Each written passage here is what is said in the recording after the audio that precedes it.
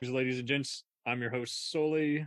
Introducing to the show, we got Jason Peters of Esoterica Cinema. How are you? I'm doing well, man. Thanks so much for having me. I'm really looking forward to having a nice conversation here about one of my favorite working filmmakers here with some other. He's very still alive, and funny ladies and cats that I've gents. seen. He hasn't retired. And once again, Travis Crawford from Wait, You Haven't Seen?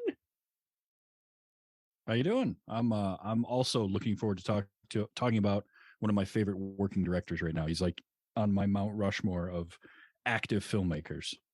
He's like one of the few agreeable guys like of recent that has not divided his audience yet. Yet. Yes. In a world where someone has divided him. And once again, returning Jack and Joe from DeRazzled. Howdy. Hello. Thank you for having us back. We are also very excited for this one.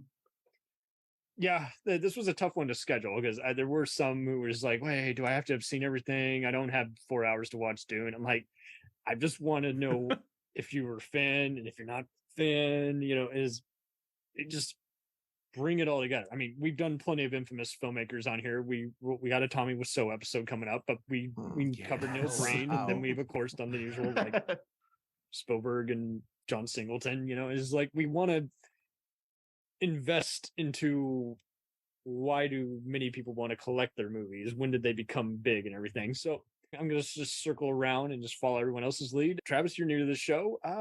When did Denis V become worthy of any of your time? I had heard the name, a few years ago, and there was mention of like Sicario and how great that was, and this, but it really was, it was Blade Runner 2049 that got me to watch him. And for the first time, because I grew up a huge fan of Blade Runner, and I heard they were making a sequel, and I was like, okay, so I've heard this name before for like Sicario, and there was another one, I don't remember what it was now. Was Enemy out before that, I think? Yes. Okay, yeah. So it's probably that one. And I was like, all right, I'll check this out. And then I watched Blade Runner 2049, and I was like, my brain melted in a good way. I was just like, it destroyed my sister. We both went, and she's like, so sad. It was amazing because it managed to take and evolve what was already a movie that had done something to my brain back when I was a kid. The first time I saw it with the voiceover to this, it took that world and it evolved it, and it built so much onto it. And I'm like, oh, I got to find everything else this dude has ever made and watch it, which is quite the undertaking because it's long. He does a lot of dense work, but man, it's just incredible. 1000%. Oh man. So Jason, we always let the newcomers come first. When did you just start following this man's work and his dark, moody visuals? Yeah, so it's really funny because in terms of actually like following him as a filmmaker and paying attention to him, I was really late to that game. The first film of his that I've seen in theaters is Dune, and everything else I saw on home video. And I don't really know, I can't really explain why it is, but so with Blade Runner, for example, cards on the table, I was not really a fan of the first one. And actually, one of the things that I most appreciate about Denis is that 2049 was so good that it made me go back and really want to like understand the first one. And, I think that, but it's funny because at the same time, like 2049 has so much more, I would argue anyways, has so much more narrative substance, right? Whereas I think what the first one really brought to us was just the notion of like the world building and the set design and just, creating its world. But the narrative in the first Blade Runner is like deceptively simple. It's kind of a very sort of quick, direct, whereas 2049 is more of this, sprawling, there's kind of mystery where, there's elements of the story that are revealed and change the story and shift directions and characters are introduced. So after I actually, and then way before I had like seen Prisoners, and I really liked Prisoners, but I had no idea that it was anybody in particular. I thought it was just kind of a run of the mill studio movie.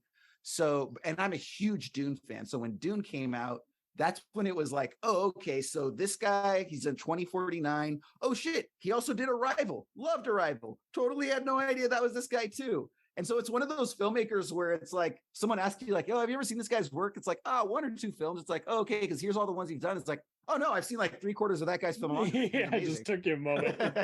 We're kind of going back slowly into how it used to be in the 70s, 80s, where it's like if you liked at least 3 of theirs, you always checked it out. And then when film history books became a thing, you realize, wow, I've seen more than I realized.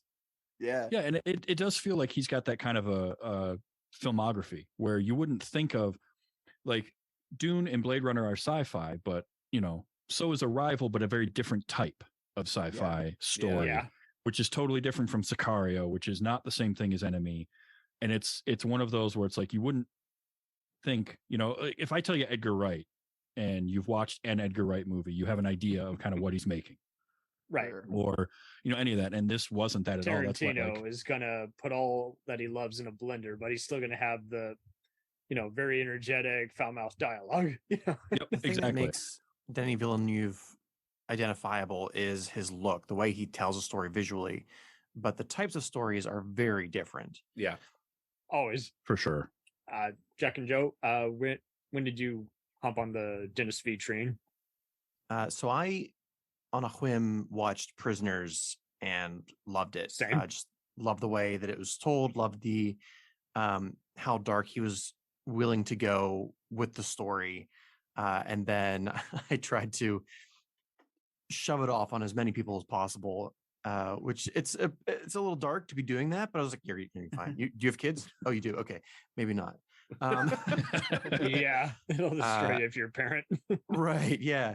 And then I'm also a huge fan of the original Blade Runner, and I had no hope of it being a good sequel. I was like, just don't try.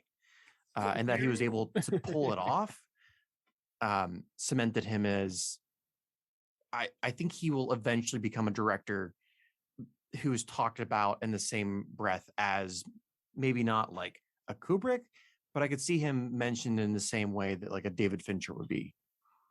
Sure. Which is why I was excited to do this episode. Liking your contrast and so just a little backstory.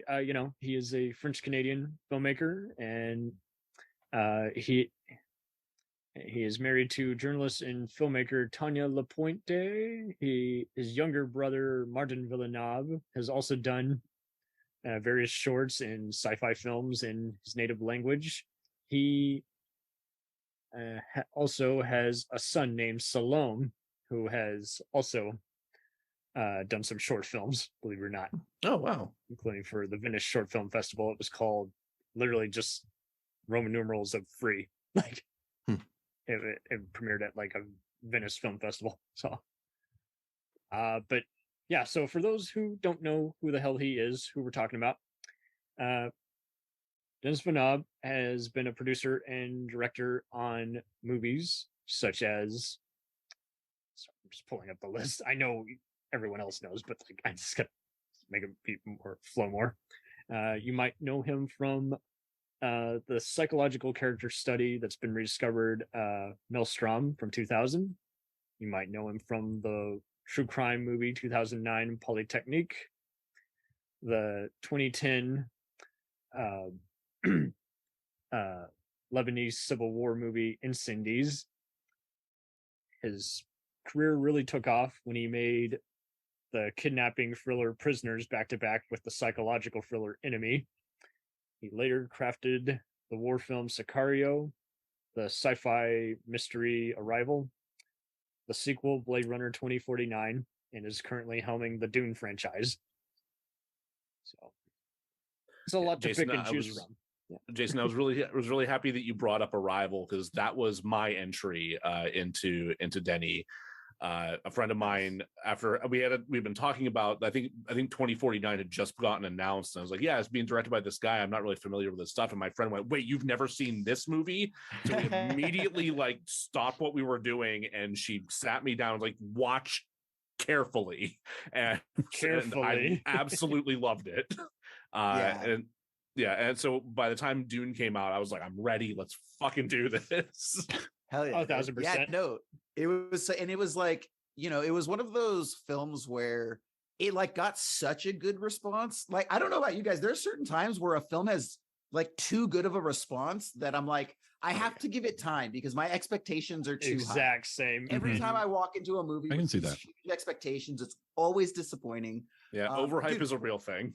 Yeah, absolutely. To wit, Yeah, Fury and- Road is one of my all-time favorite movies, and I came out of Yeah. my first viewing disappointed just because, again, it was this fevered pitch that it's just there's no movie that is as good as this has been built up to be. This is like people are saying like you're going to sell your house to watch this film and stuff. It's like no, but again, it's a very good movie. I love it. It's my favorite film. So. But yeah, so I think that was why I had avoided for Arrival for so long. And finally it was like, okay, enough time has passed. Yeah, I I really did like 3 years on it, sci-fi. Let's and check it pulled out. it And off then it was like, sci-fi. wow, that was as good as everyone says, right? It's like when you finally go back and watch these great films like Casablanca or something. And it's like, Yes. well, that was as good as everyone says. Yep, certainly a That- masterpiece. Should have watched it years ago, but glad I Yep. finally did. Yeah, Watching that a happened to movie me the way with it's meant to be seen. Yeah. Hollywood Boulevard. Ooh. Sunset Boulevard. Or Sunset Or Sunset Boulevard. Sunset Boulevard. Yeah, Oh, yeah. But okay, yeah, okay. I had yeah, never if you seen watch that, it as a and- kid, Yeah, you wouldn't know same, what to yeah. think. But yeah, when you're watching the right Yeah, vibe, somebody had me watch it, and I was just like, "This is better than I thought it was going to be." Like, it's been built Yeah. up, and it exceeded those expectations. I was blown people away have by it. ripped And it off for years, so you're always like, is it really going to be good? I love Yeah. when But, that happens. you know, it's one of those The that best. when a movie becomes that much in the zeitgeist, there's a reason for it, right? There's a reason why Casablanca or whatever, pick your classic movie is in that conversation. And I feel like, you mentioned earlier about you don't think he'll be remembered quite like a Kubrick, but I kind of think that's a close parallel to sort of what he does, because when you listen to him talk or you read interviews with him and he's talking about the movies he's making, he doesn't think of them in a commercial sense at all. Mhm. He thinks of them as in pieces of art. Like, It's exactly where I was going to go with that, because it's like he evolves Blade Runner. naturally. He Well, doesn't wait to see if he can be on. Like, he doesn't wait to be pigeonholed. Like, no, all his no, not movies at all. have all kinds of elements, but they're not the same genre. I think No. among film nerds, he'll be discussed for his skill, whereas Kubrick has surpassed film nerddom into almost being a household name, not Yeah. even just because of the movies he's made, but because of his personality. Whereas Denis Villeneuve, For better and worse. for better or worse, Yeah, exactly.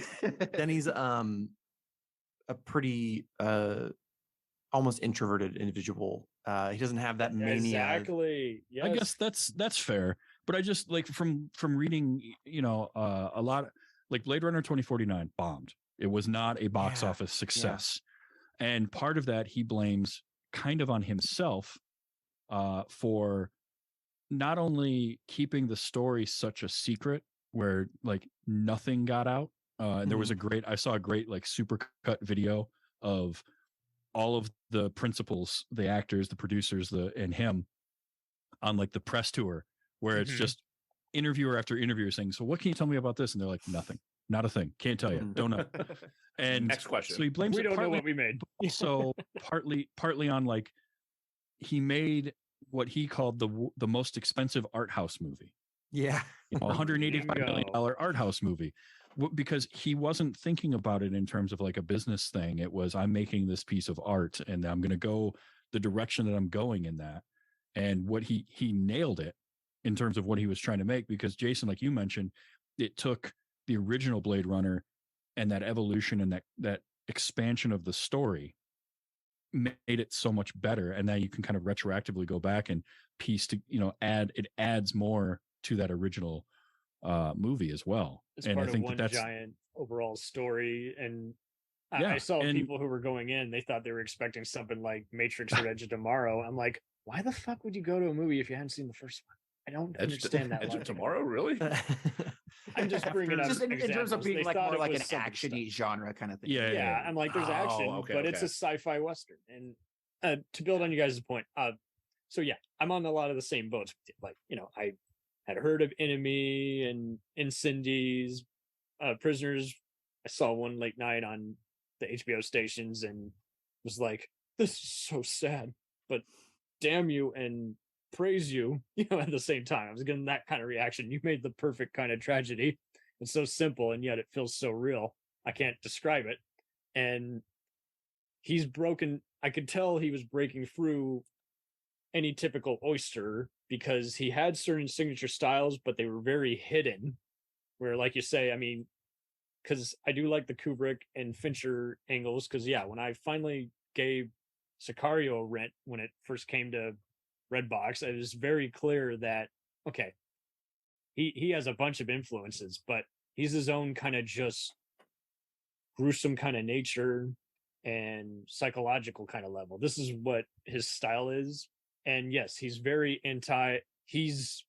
anti-mainstream, but he's mainstream anti-mainstream at the same time. Like, he has broken through that puzzle. He can give something edgy that someone maybe expecting an Antoine Fuqua or Martin Campbell type, action drama is totally looking for. And then he can appeal to the ones who are, like you say, looking for something kind of like a Christopher Nolan or a more accomplished filmmaker who is definitely more respectable in most circles. And he's never, like you said, he's never set to make the same movie every time. My sister was actually trying to get me to react when she saw that he was getting in a Twitter feud recently with Neil Blomkamp. Now, to each their own, but I legit love Neil Blomkamp. I love District 9 and Elysium, and I like this. I respect his visual effects background and this new stuff he's been doing. Chappie, it definitely smells of studio interference, but basically the long story short, Denis Villeneuve was one of many filmmakers like Scorsese and Jane Campion who fucking hate superhero movies, and Blomkamp was like, "Fuck you, I love superhero movies," and she wanted me to pick a side. I'm like, I'm not picking a side. I respect them both. I respect their opinion. Why do I have to be in this conversation? And to Travis's point, end of the day, neither side is wrong. Correct. It is their opinion. They don't have to love all of that we love. We can love it, all different forms of movies. We don't have to love the same thing. And to Travis's earlier point, I'm looking at his box office numbers, and his earlier pictures didn't exactly gross back money either, but clearly he hit it big. He's able to make enough of an impression for producers and investors to want to spend time on his movies. And he's kind of just, like I said, he's just faded into whatever's interesting him. Honestly, by the way, let's go ahead. Go, Joe. Sorry. I was just gonna say, after Blade Runner 2049 bombed, I was amazed that they let him do Dune. I mean, it's gorgeous and I love it. I'm glad they did. I'm amazed the studio was like, yeah, go ahead and take this potential franchise and run with it. Do the thing you do with it. I was reading a little bit actually. He wrote a piece for Vanity Fair, I think, or maybe no, Variety. He wrote a piece for Variety, talking about like the background that he has with Dune, because he fell in love with the book as a teenager, and he and his friends would like storyboard out what a movie would look like for it. And knowing that he's had this like in the background simmering in his mind for years upon years upon years, like this Mad God-esque kind of thing. And that he actually gets to do it. He actually gets to fulfill that dream. Bingo. It's just such a fucking cool thing to see. That's awesome. Yeah. It's interesting though. I do think that one thing that really helped him on this, right, is that, sometimes there's sort of circumstances beyond our control that can help. Because to your point, like if you lost that much money on your, huge epic a couple of years ago, like you're not getting called back by any studio to go do Dune. But I think what worked and what helped him secure that, thankfully, so that, everyone could sort of give him his due props and he could show that he knows what he's doing, is that the book was so well respected, and the book and Dune fans were not going to accept a lesser version of the movie Dune, right? Not after David Lynch's version. Correct. Yeah. And so, especially with regards to the first half, it's very formal. It's really mostly politics, right? And setting up the world of what would happen in the second act the second half that's much more traditional action adventure storytelling. And so I think that because Dune fans had a certain expectation and they almost demanded that the filmmaker carry a certain amount of reverence for the source material, I think the studios went, okay, if we hire this guy, like we've got the Dune fans, right? Now, that's going to get us a certain amount of return, right? It's probably not enough to break even, but let's also remember that Dune is considered a science fiction novel, and as such, it's the most successful science fiction novel ever sold. It sold the most copies of any book ever defined as science fiction. So even though it maybe isn't, Harry Potter or any one of these huge book franchises, like it's a big deal, And so again, if you're just going to give that to some random guy, it's not going to work. He doesn't let himself be like put into that category where, oh, you got to come over to, Sundance. You got to come over and helm this new Marvel movie. You got to helm whatever other sequel that we're thinking of making because we saw you in it. It's like they let him stew in that own oyster that he has crafted, and they find a movie that matches the general feel they get from his cinema. Well, yeah, you don't see him doing the kind of like one for you, one for me kind of thing that you see some filmmakers falling into. Yeah, no, he does what he wants to do. I think too, like even though Blade Runner didn't make a ton of money, it reviewed so well. It did great in the award season. It was up for so much stuff, and that's gonna let like a studio be like, okay, so maybe this one was just mismarketed a little bit. Like it ended up breaking even worldwide. More often than not, they just like to find a scapegoat. I mean, I was hearing Forget Brewster on Andy Richter's podcast talked about how anytime you were in a pilot that didn't get picked up, you were always on the shit list of you're the reason it didn't get picked up. So I think a lot of people, I mean, post Weinstein are just been able to just kind of show that sometimes marketing just doesn't work, and you just got to make your money back, after the fact and paying your investors. Who put out Blade Runner 2049? What was the studio? Was it Fox? Warner Brothers. Warner Brothers. Oh, okay. So, and they also did Dune, correct? Yes. Yeah. All right. And, So and that helps too. Is like, but they've been losing money for years in general, even before. That's HBO. and That's and why Warner they would make it up on HBO. Yeah, and Warner Brothers is traditionally a very like filmmaker centric studio anyway. They That's really why try to back. Soderbergh's still there, Soderbergh's there. That's why Nolan was there for so long. Yeah. And that's kind of what it goes with. And on top of that, just the passion behind making this Dune, his and bringing up sort of that idea that he was a fan of it since he was a teenager and all that. It shows. It came through in the final product because it really did. That movie gets better every time I watch it. It won a Hugo Award. Yeah, I'm sure I'll rewatch it again in prepping for part 2. And I saw plenty of people who were doing the usual, I was bored, didn't know what to think. I'm just like, well, just soak it in slowly. You don't have to just react to it all right away. And I think that's the problem. But it's also hit a plus. He's able to kind of break through any kind of barrier. He's kind of critical proof because he's not a typical, like you say, independent art house or mainstream or big budget. He's a painter. He really is. And just seeing even these honors that he's been honored from Canada, I'm just like, the man has clearly made some kind of impression with many people. He's surrounded himself with all different kinds of producers. Sean Levy was one of the guys overseeing Arrival's, getting greenlit. He worked with John Wick producer Basil Iwannak on Sicario. And again, no one expected Sicario to become a franchise, but that was a Taylor Sheridan vehicle as much as it was his, it's interesting just seeing how, like you're saying, he assesses stuff and then he kind of, you just feel like you're just being reflected. You feel like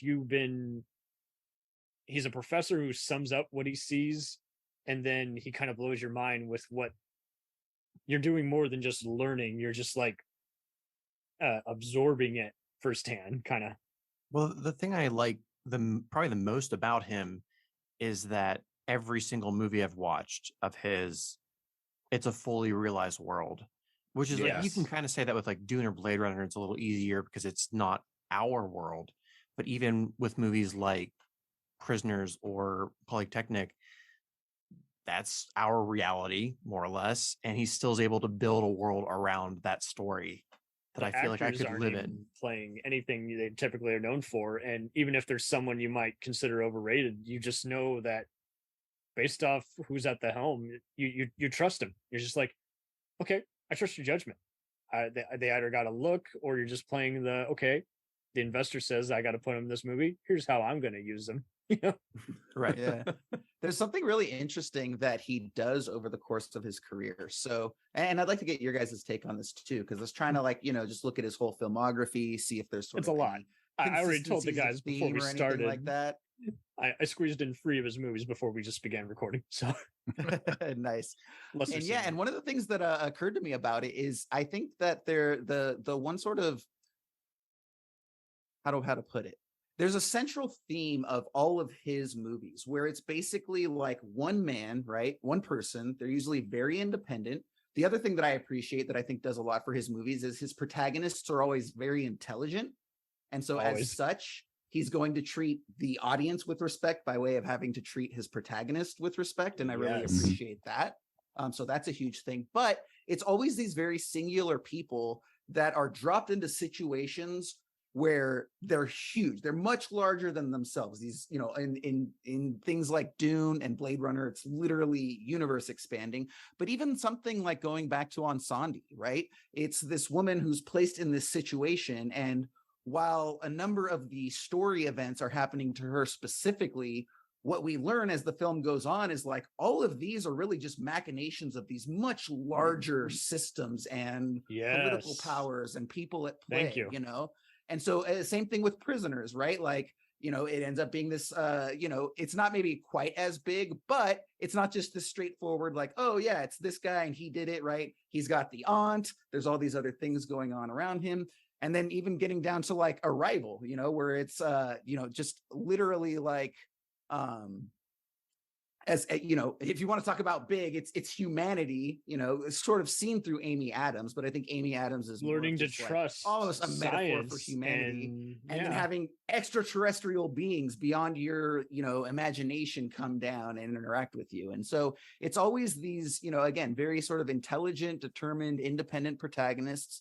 Often you get the sense, another thing that's interesting, they typically don't have much of a family, right? They tend to be like these isolated characters. Even in Prisoners, he's doing it for his family, but it's not like him and the family band together. Every person either breaks the law or so we always see these very determined protagonists that are, have their own specific battle that's important to them, while at the same time being reflective of everything else that's going on at large with humanity and society and such.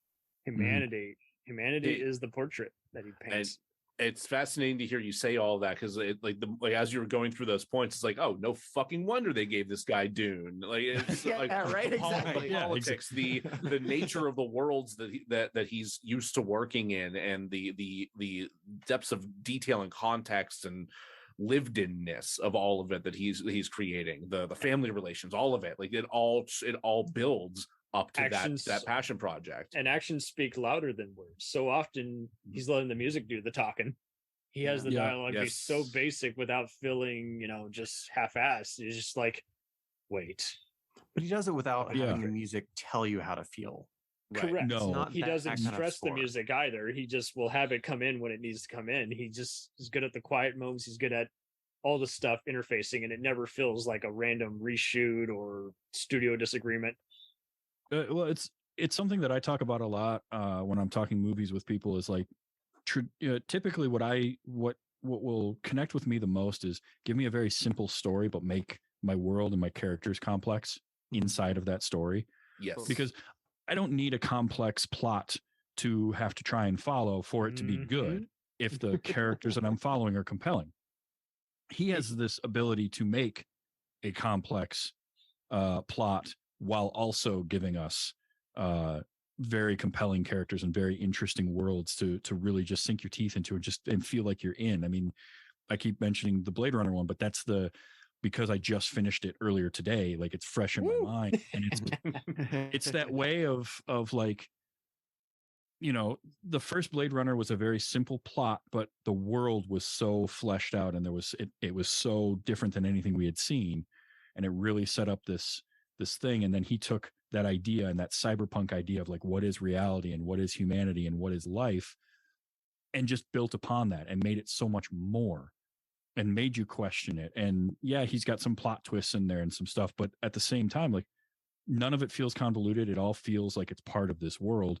And you've got this single protagonist who kind of isn't even a protagonist. Like Kay is largely irrelevant to the story that's going on. Like everything could happen without his interference. The anti-screenplay is like, and that's just it. Like you see everyone who's complained about his movies, it's like they were never gonna like it because it didn't follow any kind of formula they were familiar with. It didn't follow even basics. It required using their brains. You know, anyone who's ever talked smack about Prisoners, I noticed, is just like they just I don't know. It's like they thought it was going to end a typical way every kidnapping thriller works. And same thing with Dune. They were expecting a spectacle. It's like he already stated, I'm trying to not make Star Wars, which is hard because it was totally influenced by Star Wars. I mean, it influenced Star Wars. Yeah, right.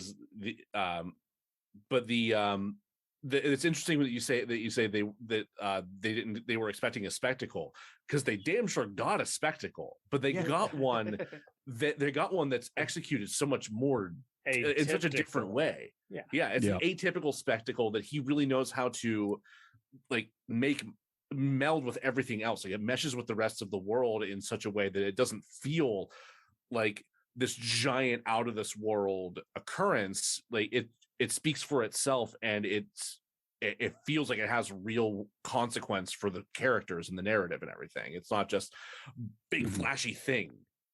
Well, and Jason mentioned treating the audience with respect too. Yes. Which absolutely, like he gives the audience respect and the ability to kind of soak in and formulate what you think is going on and sort of fill in some of the blanks. He doesn't have to tell you everything. He doesn't have to do the filmmaking 101 of tying ribbons to the air vent so you can see them moving to know air is coming out of it, right? Like, yeah, that's what you're taught when you're making movies, but he doesn't have to do that to get his point across. And that is where you can make those. Kubrick or Fincher is a great comparison as well, because they understand that the audience is going to get what they're doing, and they don't have to, hit you over the head with it. They can let the art inform it, and then the audience goes for it. It's that same thing with the music. It's how he uses music without it having to tell you how you feel. He doesn't but the have music, to have an M. Night. The music pushes you in the direction, but it doesn't just say like, you're sad now. I feel like the music has a vibe rather than a feel. Mm-hmm. That's a good way to put it. Yes, it is like it's playing, but it's not the star of the show. There could even be a singer maybe in that background of whatever movie he features, but it's not the main attraction. He likes to kind of make use of a voyeuristic kind of look without even being a voyeur necessarily. It's like, I'm dropping you in on this conflict that you have no business witnessing. I do want to expand on what Travis and Jason, you're starting to go into, where you have a protagonist that things are happening to them rather than them causing stuff, which is kind of the opposite of what I was taught as a writer. Which Absolutely. like Sicario, I feel, is the best example of that, because I did not like Sicario the first time I watched it, because I'm like, she doesn't do, she does stuff like it's just her things happening to her, which is the entire point of the movie. But you're right, like even in Blade Runner, Kay's there, we're experiencing the story through Kay, but Kay's not really doing a whole lot. It's because it's not his story, right? It's Deckard's story. In the long, the full thing is a kind of Deckard's story and the replicant's story. It's not Kay's story, but he's there, and he is our doorway in. But it's all a well-earned thing, like you're hitting on, because it's not, they didn't make this all up, off the top of their head and just see what stuck. They planned it all, and he decided, here's where I'll reveal this, here's where I'll focus on this. I mean, more often than not, characters are reacting just like the audience, but it's not because, it's a guessing game of who figured it out first, the audience or the character. It's all a matter of kind of just, we're all witnesses to some hidden truth.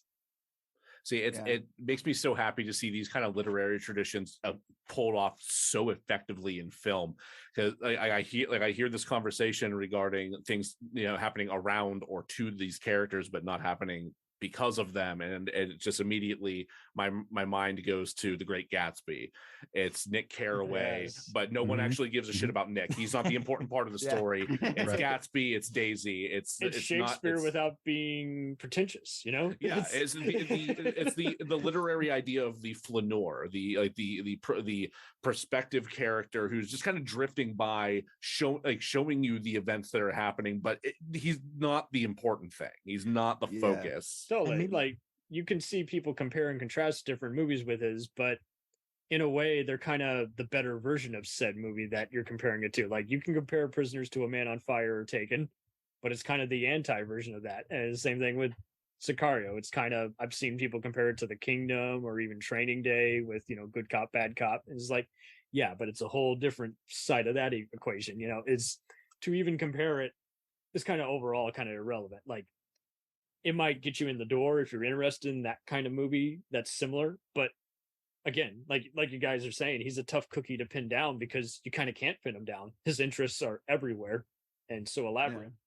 Yeah. I want to say something, and I want to know if you agree or disagree. I think possibly the reason that some audiences have trouble connecting with his stories is he's not telling the traditional hero's journey. Yeah. Sure.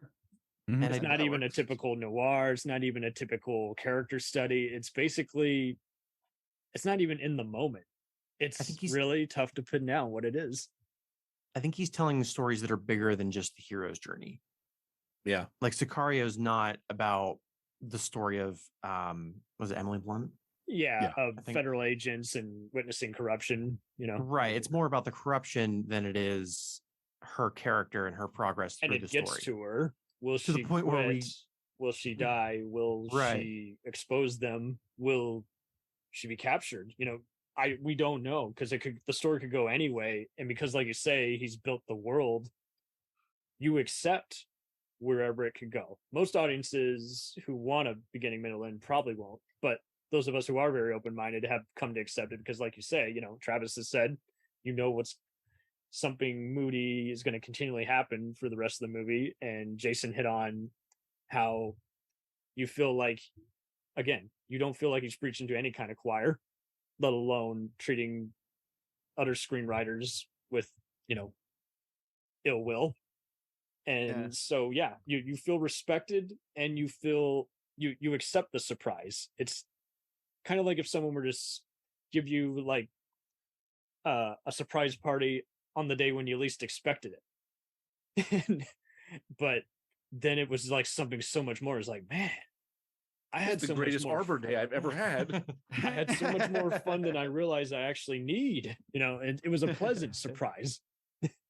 Yeah. So let's go back actually to Joe and Jack, what you guys were talking about, just with kind of the literary inspirations, because I've never really thought of him in those terms. But now as we're talking about that, there are a lot of sort of like literary flourishes and structures and devices that were like, as we're talking about them, it reminds me of that. Mm-hmm. So I think one of the central aspects of his films that probably gives it a unique vibe and works for and against him with his audiences is thinking about now, you could make an argument that like each one of his films is ultimately a mystery. And because each of them has a central mystery at play. And when I say mystery too, I kind of combine that with like the old noir books and later movies, right? But all the Raymond Chandler stuff that we're talking about, because that's very indicative of that, right? The protagonist is driving the story forward in terms of he's trying to find this thing, right? Whatever the MacGuffin is or whatever it is, he's trying to find the Maltese Falcon. He's trying to get to the bottom of who killed his wife. He's trying to find out, where, how come the money drop that was supposed to happen didn't happen, right? Whether it's in the context of crime or not, we see a lot of traditional noir and mystery inhabit that structure of, the main character is just kind of driving towards one goal, and these things keep happening in response to that. And so we can see that in tons of his films, right? Like, I mean, Blade Runner is a really obvious one. Going back to like On Sandy, where it's just like reveal after reveal and pivot, and we think it's this and then it's that.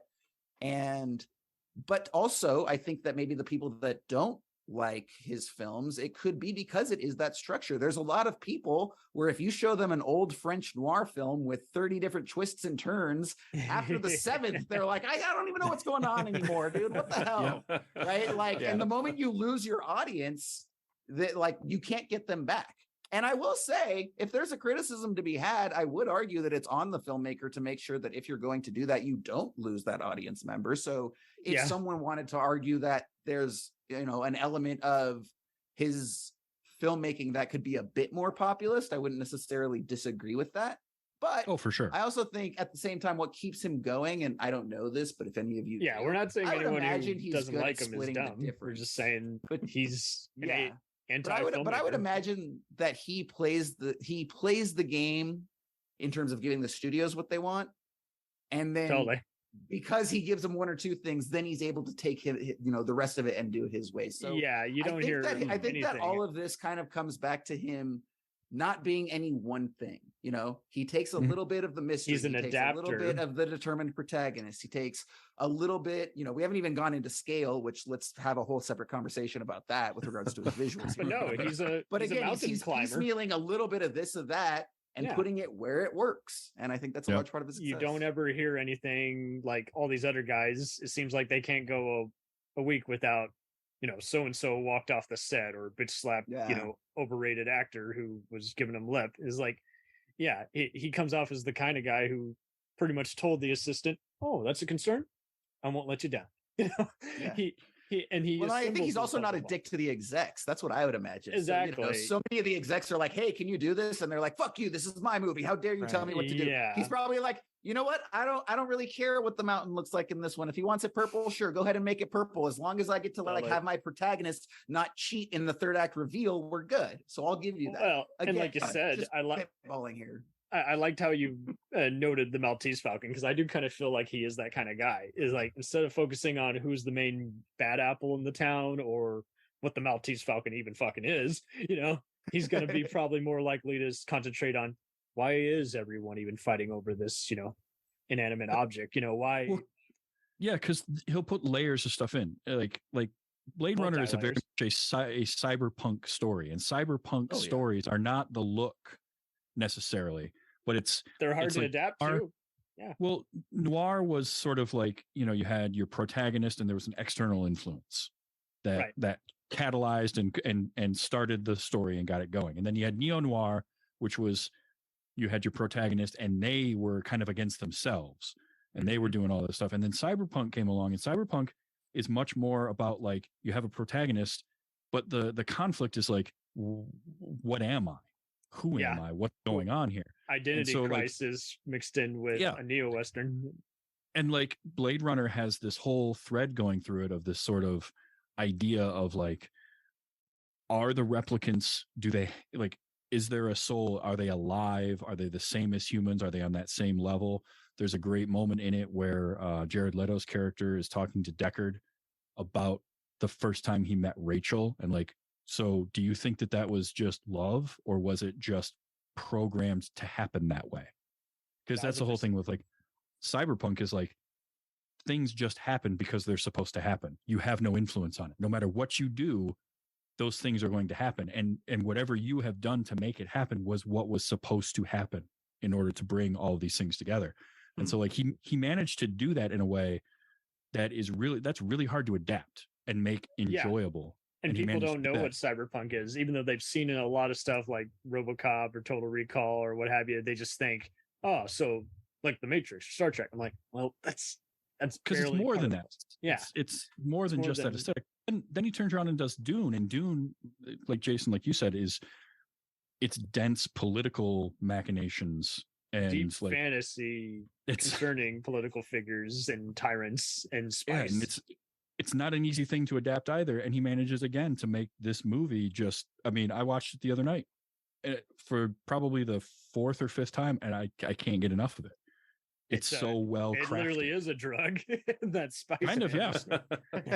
So in a way, but like to have all those different types of characters, and like Dune, especially because of all the world building they do in that. And you don't have to stop and take out a moment and say like this, who's it? Thufir. They don't have to have any kind of a like take you out and narratively tell you what he is. You just intuit it based on all the context that's going on around it, because he's built that world and he's built that the visuals, the way the dialogue all plays together, and you get it. You might not get it the first time, or if you have no background to it, but if you take the time to let it all kind of soak in, it's there. And that's an artistic thing that's not easy to do. He very well could have actually been the next David Lynch, even though if you look at his earlier stuff, and funny how he's the second guy to adapt, well, third technically if you count the miniseries, but this is like, yeah, he took on Dune, but he was just honestly like the right guy anyway, because he does allegories. That's not a terrible comparison to make, because I mean he's kind of David Lynch if David Lynch would say, you know what, let's try this instead. Kind of, and listen to someone else instead of being canon. Instead of being David Lynch and being like, I've got an idea and I'm doing this and I don't give a shit what anyone says. Like, I don't care how crazy it sounds. Oh, totally. I'm sorry. I gotta push back. I don't necessarily think they're very similar filmmakers here. I think David Lynch and Denis are actually quite different. They're different, but just in that they're similar creative. They're similar creative. That's where they create from. Right? Yeah, that's kind of what I mean. They're gonna be. Yeah, but like so once again, we're all speaking the same language, but we're doing it differently. Because this is what drives me crazy about David Lynch is I love David Lynch's ideas. Like every David Lynch film, I want to be like one of my personal favorite films. And sometimes it works. Sometimes we get Mulholland Drive, and then other times we get Wild at Heart. And it's and it also you react differently depending on your mood. Yeah, that kind of wild. Yeah, and even something like Twin Peaks. Like I'm like with Twin Peaks, I'm here for like the craziness and all of this stuff. But where Lynch starts to lose me is the melodrama, and like there's so much melodrama that he infuses in his movies that like gives them that like 3 a.m. midnight cult vibe, which I love, but. I'm never programming a double feature of Denis and Lynch unless it's actually how different they are as filmmakers, right? I mean, you're right. As filmmakers, they are different. I just meant like as creatives, like yeah, totally. Have these ideas of what they're going to do. Yeah, absolutely. But I'm here to tell you. So I told Jack and Joe I saw his second movie he ever made called Maelstrom. Has anyone else here seen this one? I have not. No, I haven't. So it opens up with a talking trout giving an allegory. That's a little Lynchian. So it's a very Lynchian moment. And then it follows with our main heroine who suffers this whole psychological breakdown. And Good Morning Sunshine is playing while she's getting an abortion. So, so maybe that one movie is a little yeah. So that sentence went places. Yeah, I mean that's it went places. But places. So IndieWire fucking hates this movie, while Vor considers it a great movie, comparing it even to a dream. So I recommend you guys check this out. If you can't find the DVD, I don't know if there's a Blu-ray that you can find it on Rare Lust, but this was interesting seeing him do this, and then Polytechnique, which is about. Again, I was telling them before, an actual 1989 Montreal massacre about a man, 2 students who witnessed a gunman murder 14 factory women. And we were just talking about this earlier. Yeah, it's a fictional retelling of a school shooting from 1989. Yeah. You did mention it, but it's just he's kind of like when you saw that, you kind of felt like he was the right guy to do that. Kind of like Instant. Yeah. He's like, yeah, I kind of feel like he can commentate on this because, I mean, we don't even freaking know anything about the guy. Even when we do, we really don't. He's just as he almost feels every day like us. And at the same time, the surprise is just so genuine. You're just like, of course he made that. Well, why am I think he's one of those guys that lets his movies do the talking, you know? He lets the movies do the talking because everybody else, like you say, has often a flamboyant persona or is known for their I demand final cut or else we're not gonna get a Funko Pop of this dude. Yeah. I would buy it if there was one. I would but love like, it. I would too. Yeah. It would probably be a bestseller out of print by Shot Factory. I do think though that we need filmmaker pops. That's the next place for them to go. Stanley Kubrick, Denis. I've got an Alfred Hitchcock one. And so, yeah, Jack's got a Do bunch they have those on the already? shelf Of over course, here. they have those already. They have Hitchcock. I don't know about anybody else, but well, and it sort of speaks to what we had said earlier, where it was like you didn't necessarily have like a set type of movie that he was doing, and you got into that. You could see something of his and then be like, oh wow, he made these other movies I've heard good things about, or yeah, I heard about that in passing. I should go check that out now. Like, yeah, just does what he does. And even people who didn't like a certain movie of his are generally still big fans. Like, I know people who have problems with the ending of Enemy. Personally, when I saw it, I was kind of getting the general vibe that I get from a giallo. This is a anti-mystery. Yeah. Enemy's still one of the ones that I haven't seen. Okay, no, that's fine. But it's definitely one you have to read into a little bit more to get everything out of it. I was seeing one podcast who was reviewing it. They were so mad that the plot synopsis wasn't necessarily accurate. I'm like, well, to even sum it up is very hard. You kind of got to witness it.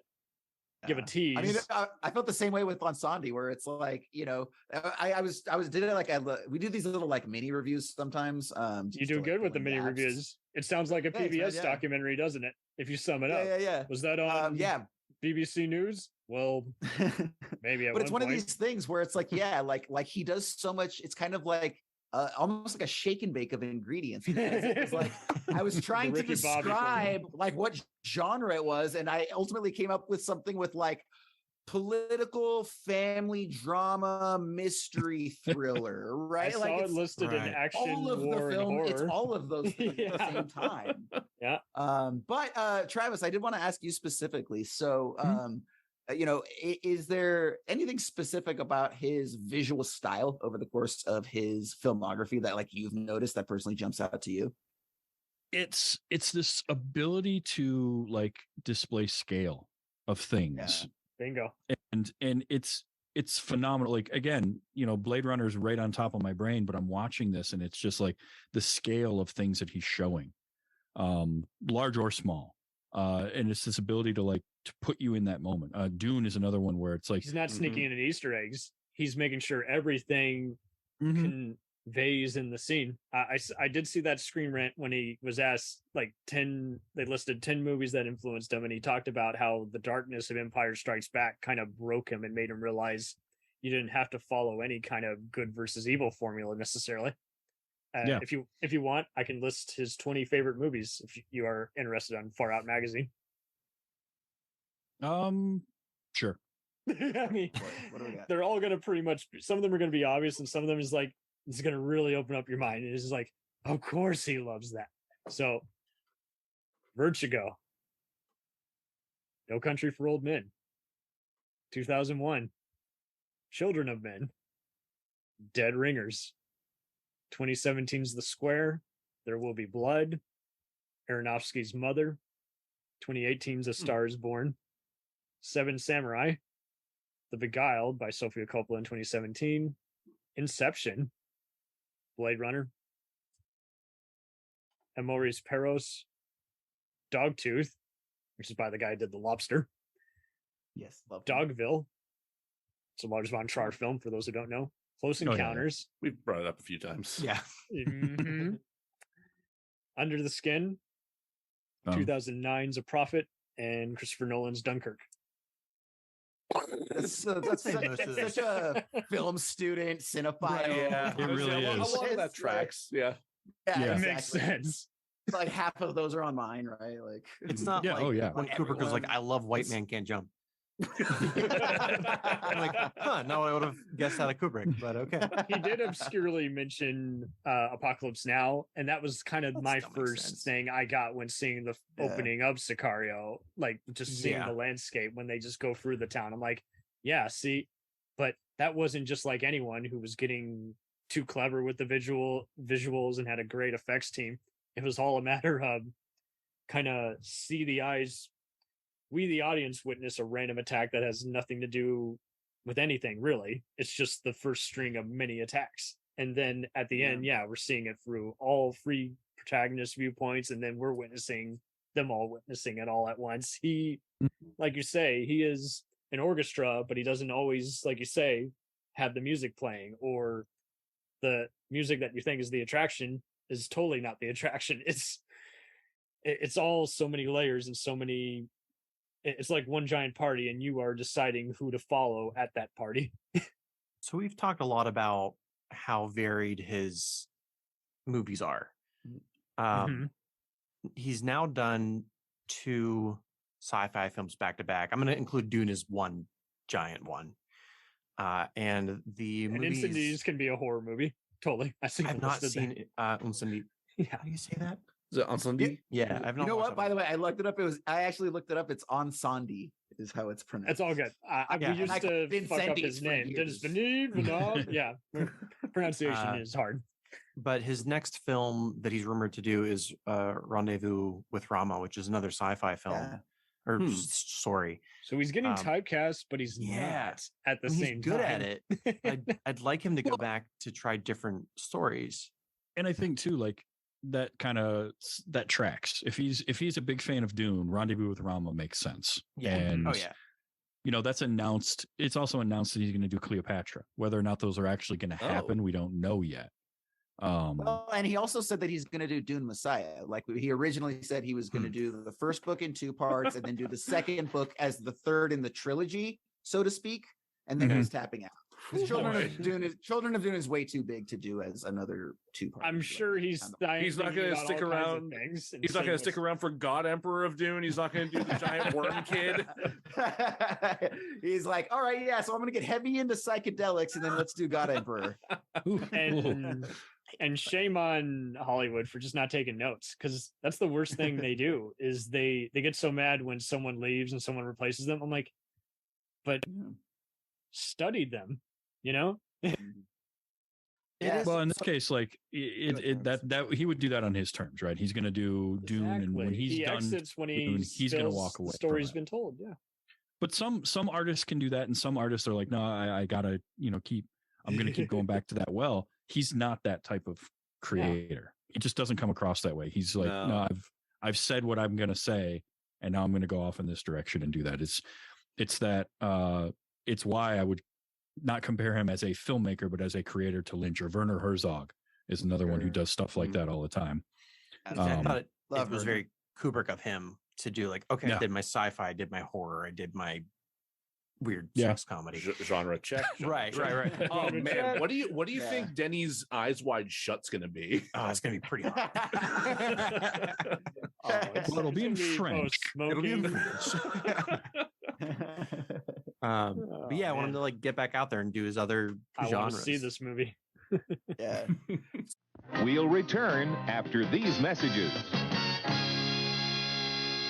Do you ever find yourself thinking about who would win in a fight between Goku and Superman? Hi, I'm James Gavsey, and on the Who Would Win show, me and my co-host Ray ignore anything important happening in the outside world and debate fictional battles between characters from comics, movies, and video games. We got a new show every week, and almost always am I the winner. Yeah, not true, Ray. In the past, we've discussed such matches as Captain America versus Darth Vader, Solid Snake versus the Iron Giant, classic matchups like RoboCop versus Terminator, and even the Muppets versus Sesame Street. That one was crazy. So if you're a fan of geek culture and love a spirited debate, check out the Who Would Win show wherever you get your podcasts, or check us out at whowouldwinshow.com.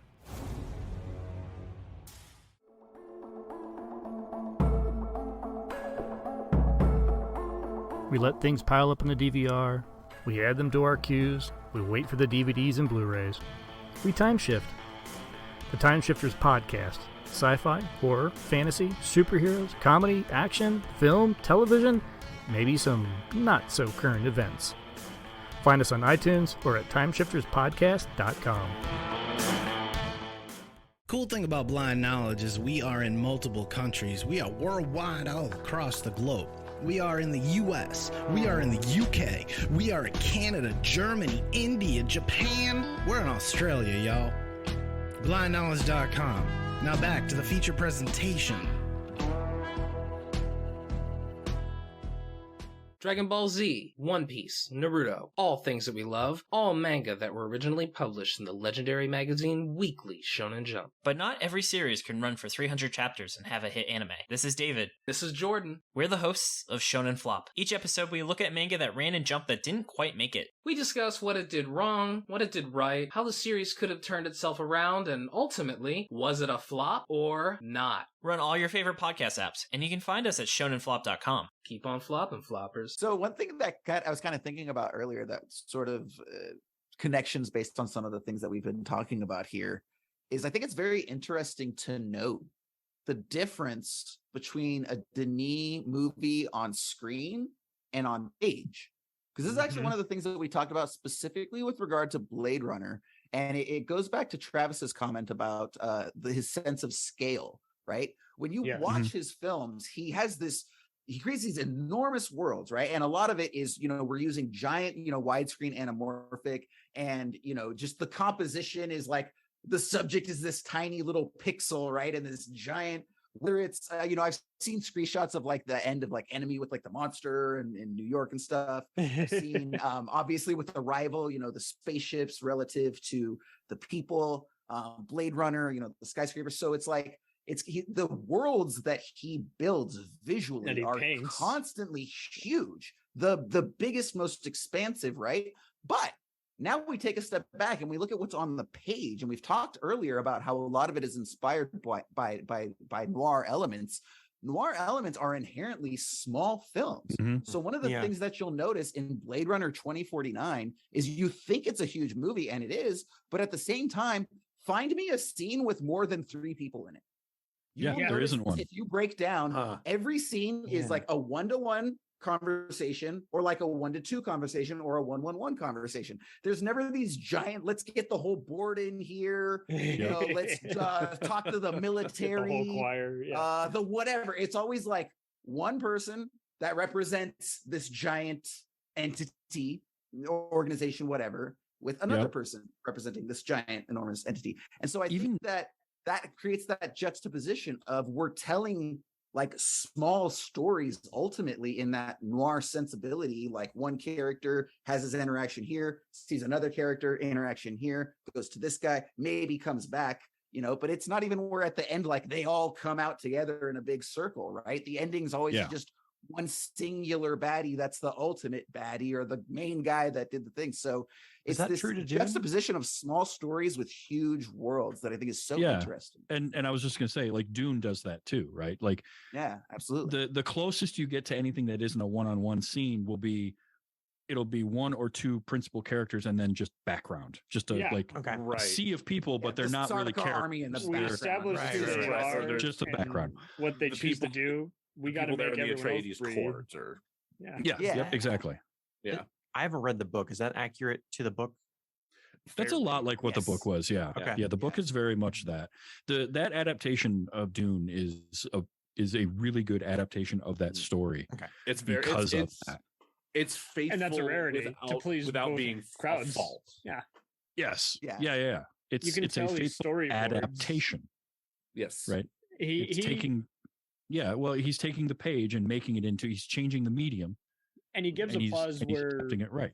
And he gives applause where it's all due. Like I saw him constantly while promoting Blade Runner just praise the shit out of Roger Deakins, his current cinematographer. How could you not? How could you not? Yeah, right. I know. Everyone else is the greatest cinematographer of all time. But that's so different, Usually, you guys heard about this Stanley Kubrick guy? I think he's going somewhere. Yeah, man. Who is this guy? But yeah. Never heard of it, but yeah, it's I just find it interesting because most of the time it's just an ego piece saying, "Oh, I choose to make this movie," or they got to praise the actor or the producer who got him in the door. And it's like, no, he's praising the cinematographer and the story. If anything, even when Blade Runner didn't do well financially, he took the blame himself. Yeah, yeah. It's like which I think also is the type of thing that gets you. Yeah, it's the type of thing that gets you the next big project because now producers and executives are looking at that like, okay, this guy can step up and do that. He's not going to be a mouthing off piece and say something fucked up like, well, fuck you, Universal. Studio interference. Yeah. And or even better, blame the audience. Right. Yes. Oh my god. Ugh. Right. You're too dumb to figure it out. My subtitle does not translate to an English god. But yeah, he doesn't pull a Paul Verhoeven where it's like, no, dude, you just made a piece of shit called Showgirls in order to make a good movie called Starship Troopers.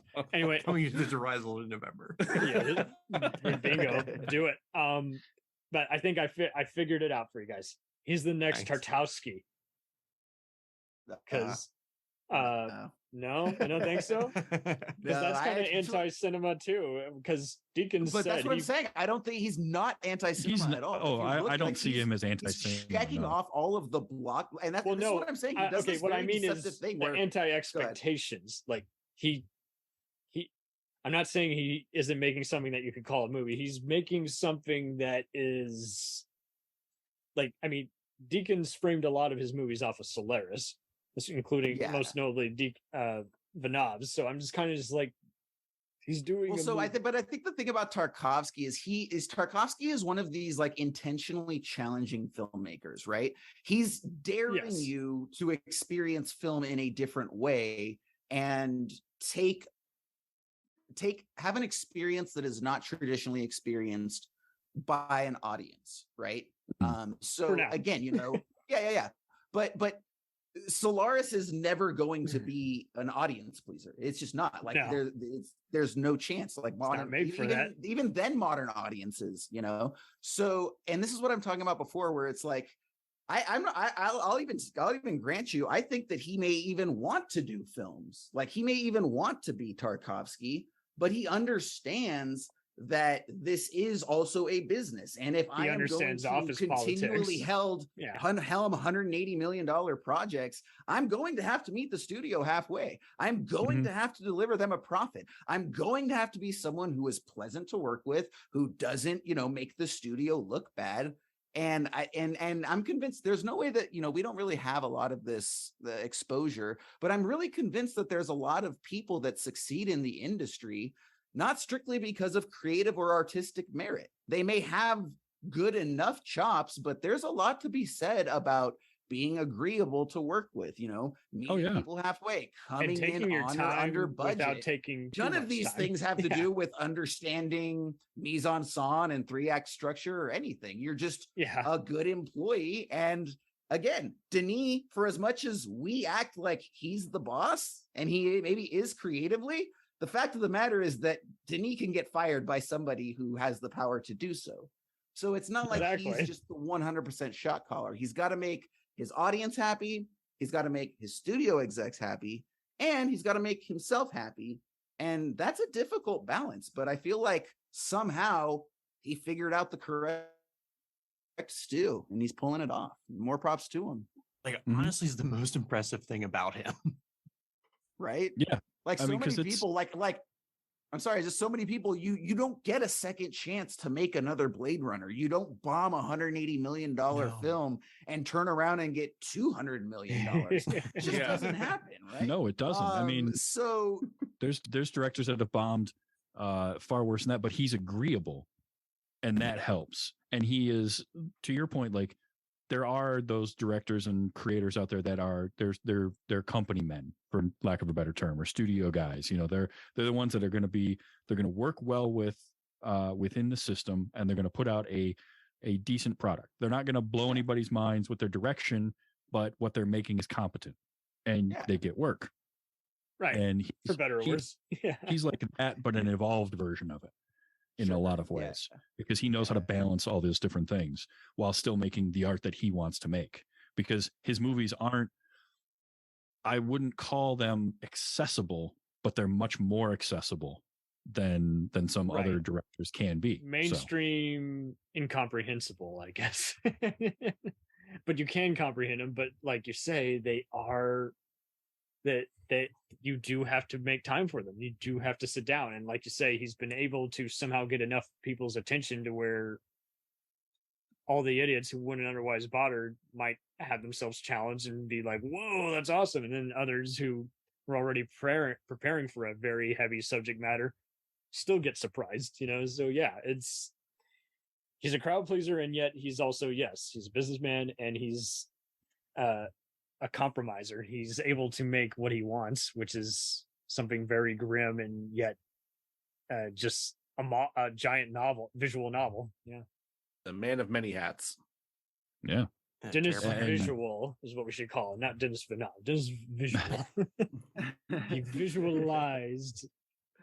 And man, does he get good performances out of people too? Oh my God. I mean, he gets, look, these are quality actors, obviously. If you're working with Oscar Isaac and Stellan Skarsgård and Jake Gyllenhaal and all these people like Amy Adams, these are quality Jeremy actors. Renner, Forrest Whitaker. But he is getting just amazing work out of all of them.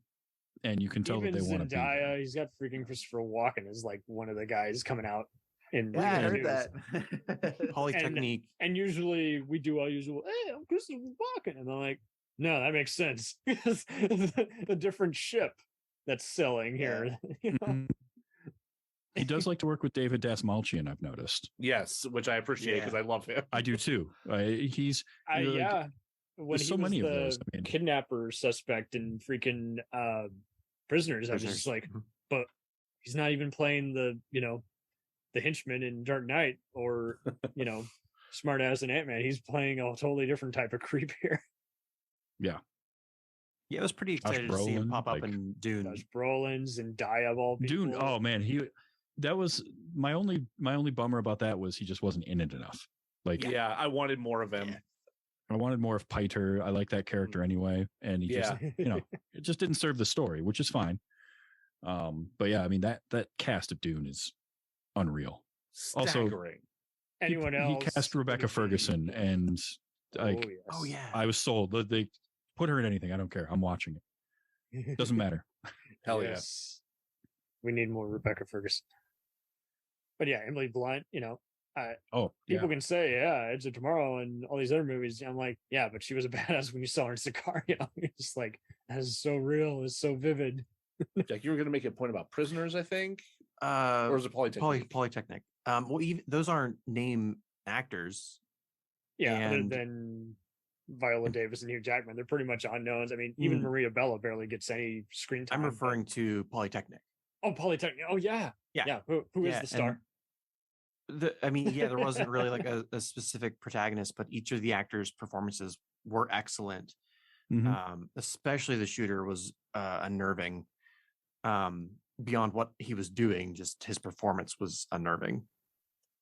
And I think a lot of that comes down to like knowing all the different parts of a film. Like filmmaking is such an art form of like different pieces that have to come together. You have to have your performances from your actors, your music, your visuals, your visual effects. All of that has to come together to make something that works. And some directors are better at certain things than others. And he feels like somebody who can balance all of that. Yeah, you can have an all-star cast. You can have one of the best composers. You can have one of the best cinematographers, and still like not have it mesh and make an absolute pile of shit. But he knows how to make these things work in concert. Yes. Yeah. Well, and the other thing to remember too, as well, is it's really easy for us as film fans and people that want to dissect these things and look at theme and all of this stuff, to strictly look at the creative elements of filmmaking. But kind of going back to what I was talking before about, working well with people. One of the interesting things that a lot of people don't realize is they actually took a survey and they found that most directors in filmmaking actually tend to be left brain dominant as opposed to right brain dominant. And so we often think of directing strictly being this creative exercise, but we forget about directing is not pre-production. Directing is not post-production. It factors in. The real directing is running a set. And it's the logistics and the practicalities. Seeing that you have enough, asking second unit to get pickup shots, getting all of these different things, right? And so much of a successful director and in turn a successful picture is a director who's very simply a good manager of personalities, a good manager of logistics, knows where to delegate, right? Hey, I'm really good at this, so I'm going to take on this. Roger's really good at cinematography. Fuck with him, do whatever he wants to do, right? Sally's really good at set design. Listen to her. I'm not going to question her. I trust her complicitly, and I expect all the rest of you to. So much just the same way of running a successful business is a lot of delegation setting up Yeah. good people to succeed. I would I haven't really studied this aspect of him, but I would have to imagine that he's very good at that aspect of it as well. Because again, you just don't see this continued successful execution at this level if you don't know how to manage all of those aspects. Oh, absolutely. It's a collaborative art. And so that's why you see directors that will work with, the Coen brothers work with Roger Deakins how many times, and the directors that work with certain cinematographers, or down to like set designers and people, because that helps in that delegation too, right? If you can trust that your cinematographer is really good, you don't have to worry about that. You can spend the brain cycles on the other parts of it and keep all those plates spinning, because it's common really language after a while. And having the trust of all these different factors, all these different people, that accounts for all of it. I have yet to hear anyone just come out and say, "Ooh, not working with that man again." Yeah. And sometimes, we it's interesting because we always ascribe a certain level of affinity for like these obsessive one man running it all that are like just obsessed with their creativity and have to make the movie that they want. But we sometimes forget about what that actually looks like on set. So for example, when Terry Gilliam was making 12 Monkeys, there's this very infamous story about how he wanted an insert of like this shot, right? It's this machine. And in this big machine that's, pumping, doing whatever it does, and it's got a bunch of pulleys and gears and smoke and all this sort of stuff. He had a little hamster wheel. And he had this little, as a little touch, he had a little hamster wheel with a hamster, and he wanted the hamster to be moving the wheel, kind of as a little inside joke for this big giant industrial machine. Much like Brazil, too ambitious. Right? It's very in character. Yeah. Yeah. So the thing about it, they go to get the insert. Hamster doesn't want to play ball. Hamster doesn't want to run a hamster wheel. It doesn't want to move forward, right? So they're like, well, hey, maybe, Terry, maybe we could just get it without the hamster. No, we got to get the hamster. 8 hours. They spent 8 hours on a 3-second establishing insert because Terry Gilliam had to have the hamster moving. Can you imagine how quickly you would lose your entire crew, making them sit there for 8 hours? It was a different time. And then you have to go that night and say, sorry, producers, we're now a day behind. The hamster wouldn't run. What are you going to do? Move on? Of course not. And they're like, yes, that's what you should have done. Move the fuck on. That makes sense. Yep, that sounds very on brand. I would imagine that, Yep. Yeah, so I would have to imagine that again. Denis not playing that shit. Hamster's not moving. I guess the hamster's not moving. We'll get it on the next one. Get the insert. Yep. We got to move. He still has a soul without being, like you say, one of those is like, if this shot's not in here, I automatically disown this otherwise good movie. Yeah. So, and it's like none of us were like, oh, that 12 Monkeys would have been brilliant, but did you notice the insert where the hamster wasn't running in the wheel? The movie falls apart without the hamster. It doesn't work unless I got this shot. Yeah. And so that's why the documentary get on that is called The spoiled. Hamster Effect, by the way. If he does get spoiled, who would know? Everyone else relies on a gimmick. He relies on his interests. Yeah. And he's just smart enough to know what you fight for and what you don't. Okay, this is important. We got to get this. You know what? This isn't. Let's move on. Knowing when to pick your battles is a skill. Exactly. It's a very important skill. Absolutely. And it's a very, very important skill in filmmaking or any kind of talking about Joe and Jack. Oliver Stone's not controversial. Spike Lee's not outspoken. Does anyone know Denis' background? I'd be interested to know where he's coming from. Just French Canadian. I don't. Yeah. I grew up in Quebec. Yep. I think he more meant like his educational. Right. Yeah. All I know is grew up in Quebec. Well, he's 5'10" and he was born in Quebec. He just has free, very prestigious Canadian awards of various kinds just being honored for his contribution. Like with Kubrick, we know he's a photographer. With Ridley Scott, we know he did like set decorating. Juggler, if I'm not mistaken. A juggler. That makes that. Yeah, I can see that in his film work.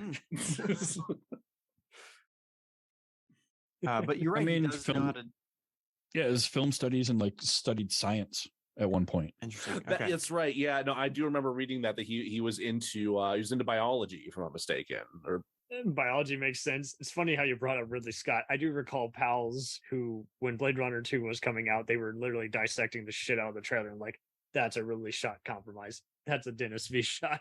They have like, how can you know? It's just a trailer, but I do kind of feel like that might have been even the deal too. Is like Ridley Scott's the king of calling everybody a fucking idiot if you don't get him, and Denis V's just not that kind. He's like, move on, someone will get it. I kind of, if anything, I'd even call him a progressive filmmaker because he doesn't wait for rejection. And like you say, he doesn't fall into the commonly known mousetraps. But yeah, other than his background, he is kind of just one of those we just slowly been just learning more and more about. And just, I still want to see his very first movie he did, which is apparently a dark comedy. I'm just like, oh, I don't know where to find it, but The 32nd of August, that one?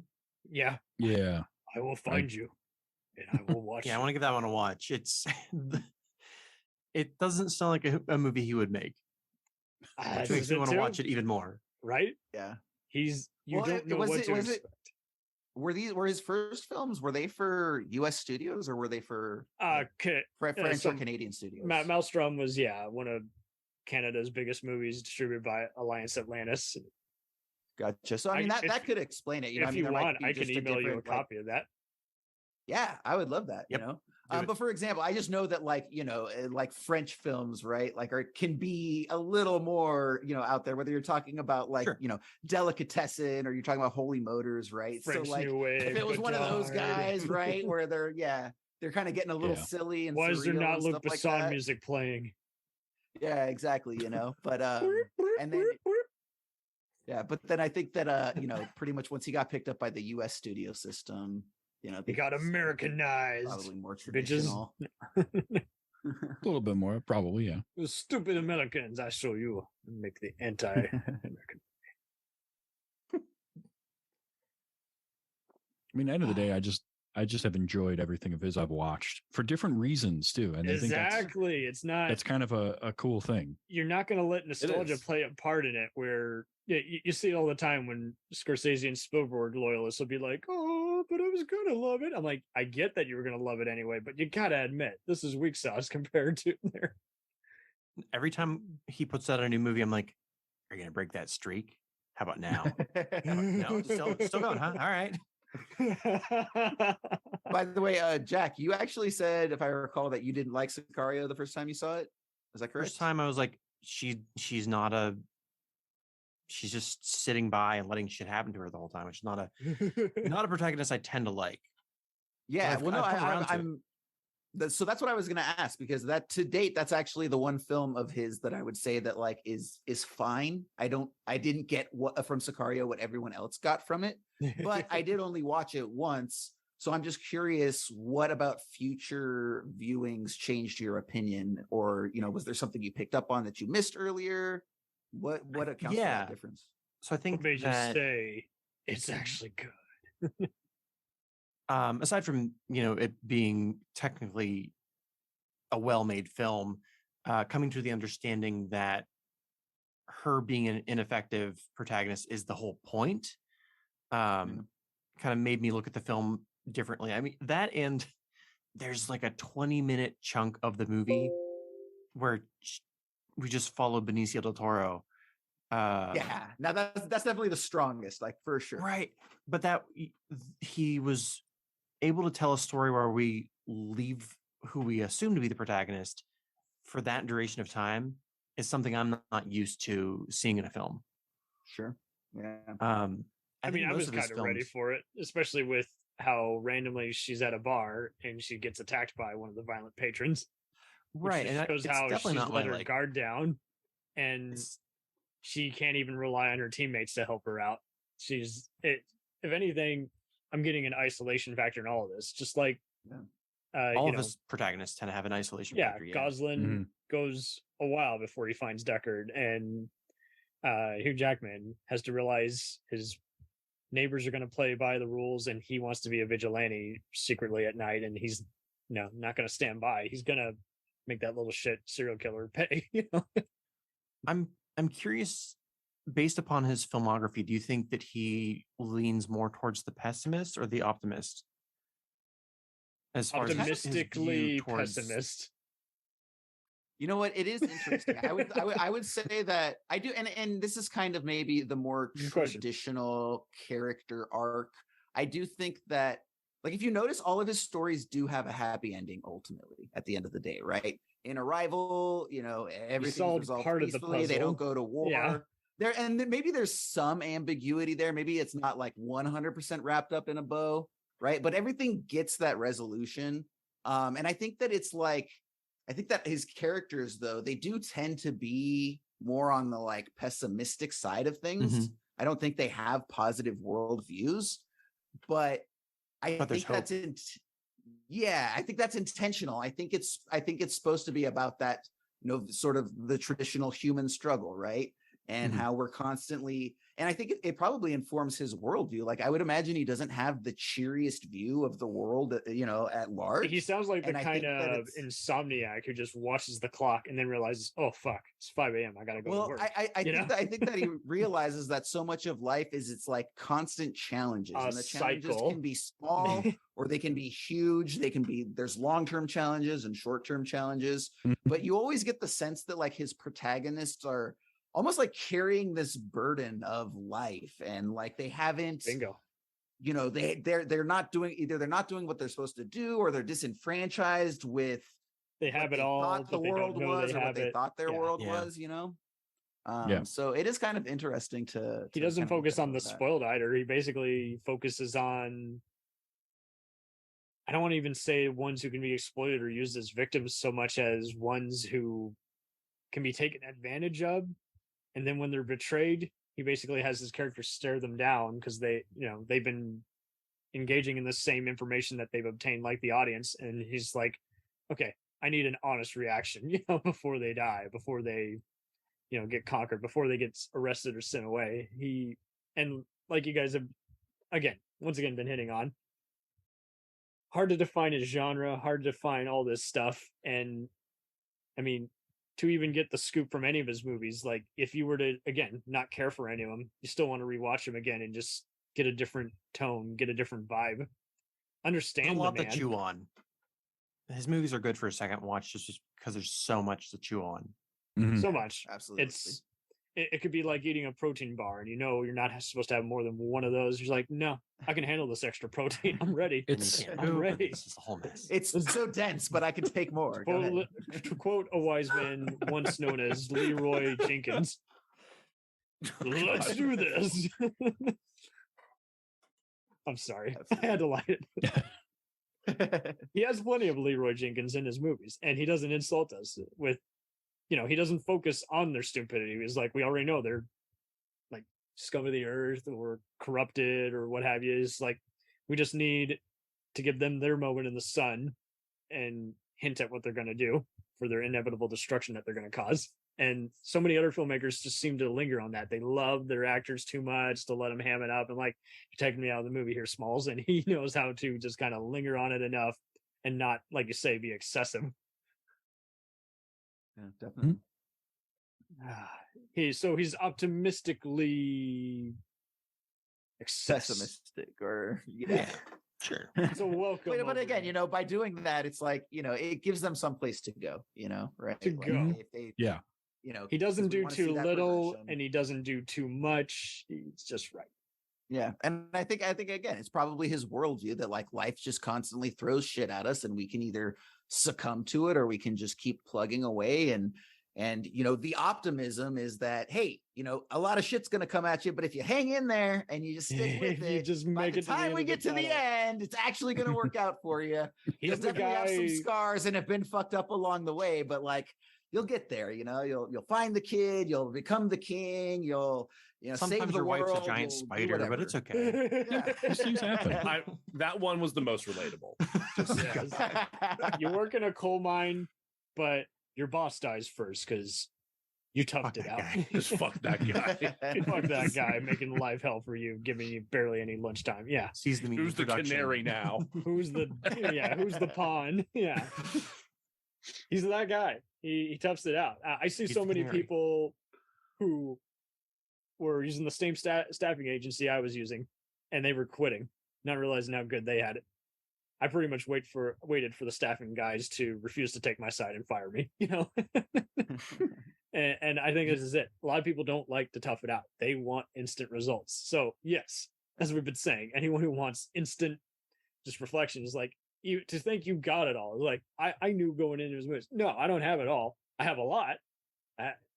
He has organized chaotic thoughts, but they're even not chaotic technically. It's a lot that he crammed into us. It's a good steroid without any repercussions or other awful effects that would harm us. We feel harmed because they're just so real and vibrant, and he is real. And like you say, Jason has been hitting on, he is the definition of life in cinema because he is reflected on life. I would love to see more sit downs with him. I haven't been able to find as much stuff. I have both Sicarios on Blu-rays. Of course, I have the Blade Runners, but I should sit down and actually listen to the commentary tracks of those movies. I bet those would be interesting. How did you decide to engulf the audience in hell, and not the war kind? More like just all kinds. Dread. Yeah.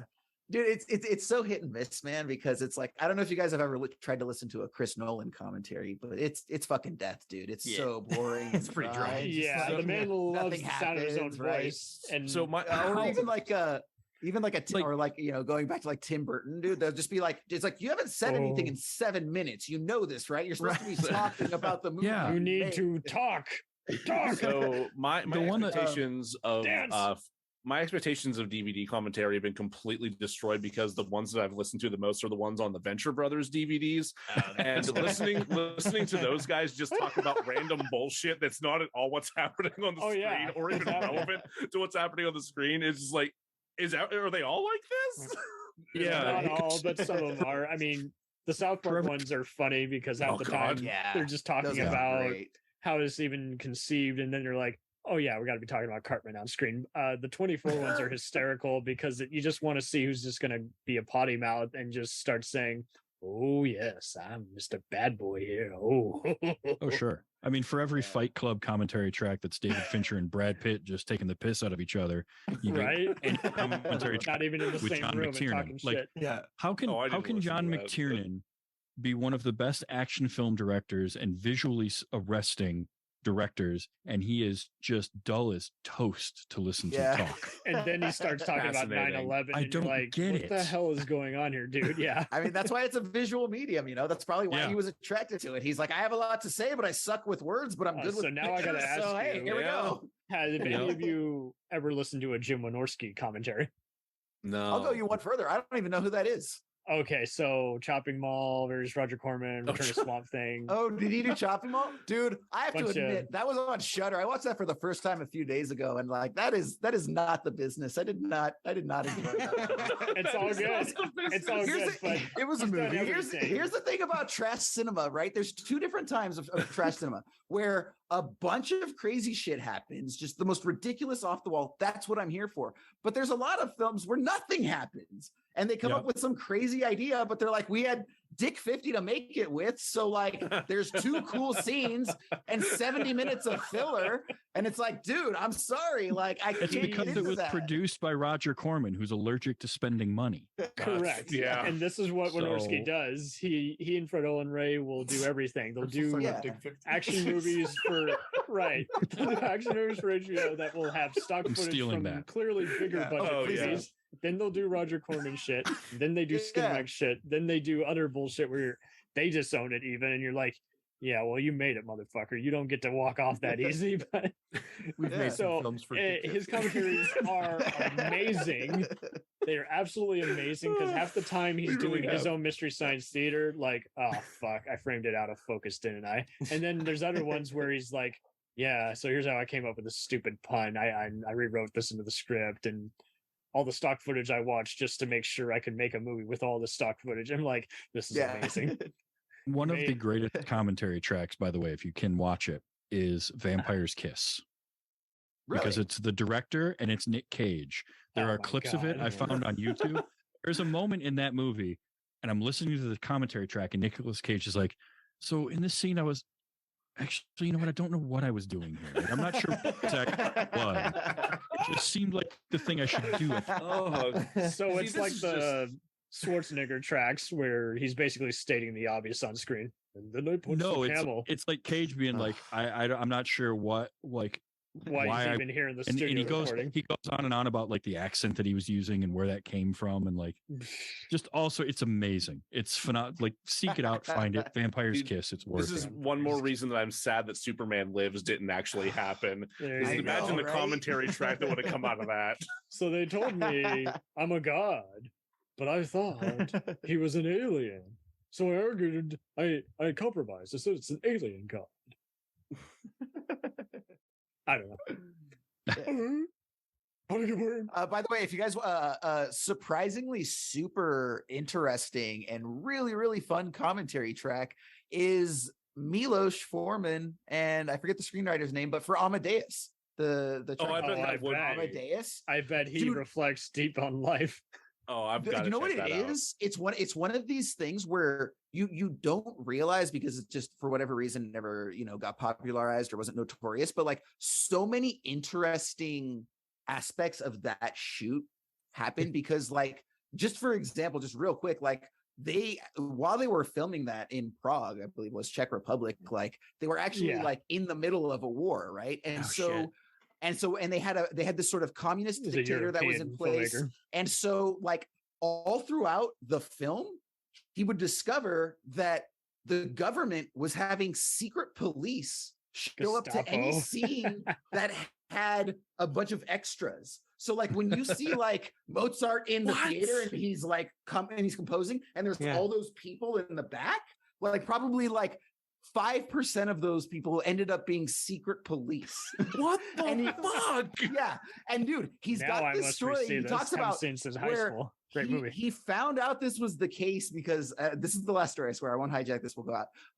It's all right. We already have. It's fine. He's filming one of these big scenes, right? It's got 100 extras, and it's the 4th of July. Okay, and so the Prague government is very much like wants to like do a solid for the American filmmakers, a little sign of respect. You're spending money here and everything. So they're filming this big scene. It ends, and all of a sudden, out of nowhere, with nobody but the Prague government understanding, this American flag starts dropping from the background. Okay, and all of the people, the Prague nationals start singing the American. They stand up and start singing the American national anthem. Now, there are two things that are freaking out Milos about this right now. The first, he's in a communist government, so he has no idea right now. The response that they're going to have to their nationals singing the American national anthem on Independence Day in their country. So he's worried about that. On top of that, he's like, dude, there are 17 people that are seated and they look very panicked. Who are these people? And they were supposed to be joyful, those are the secret police. The secret police were not in on this. They have no idea what's going on right now, and they're very panicked by all of their countrymen singing the American national anthem on the 4th of July. Holy shit! That's just one story of dozens. You just do broke yourself Jack. a favor and listen to that commentary track. So like the movie's fine. The performances are great. Remake Amadeus in the Czech Republic, and I just want to buy the same the kind of movie for reaction. that. Yeah, and it's the director's cut too that he does the commentary. First of all, you can't find the theatrical cut, which is arguably superior, but either way, director's cut, just the commentary track so makes it. I love it. We will seek this out. Don't be Milos Forman. Yeah, because as amazing as he is, that is a good contrast. Because there's a man who made so many crowd pleasers. Producers loved working with him, even though they didn't get their money back. Audiences loved it. And the author of Cuckoo's Nest found himself enjoying it until he realized, oh, that's the adaptation I've disowned. It is interesting just seeing all these beloved filmmakers finally getting the due that they deserve, and those who are still continuing to work wonderfully without having to suck up. Absolutely. Yep. But that is amazing. Yeah. So screw you, Gestapo. We're playing the music.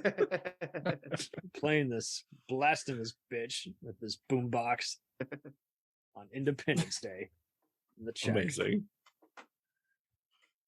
Oh, well, now is the time where we pick each other's brains and we allow you to do your elevator pitch of your shows. So, Esoterica Cinema, where can we find that, Jason? Absolutely. So our show is Esoterica Cinema. We tend to look at films that are a little bit off the beaten path, maybe not as deep as some of like the super grindhousey films that we've been talking about here. But like an early Villeneuve film, right? Like an Ensemble or something, where it's like, not a lot of people have seen it, but it still had a little bit of a budget. Pretty good. So yeah, Esoterica Cinema. You can find us literally anywhere. Website esotericacinema.com. Apple, Spotify, Google, Amazon, all the rest. We're everywhere.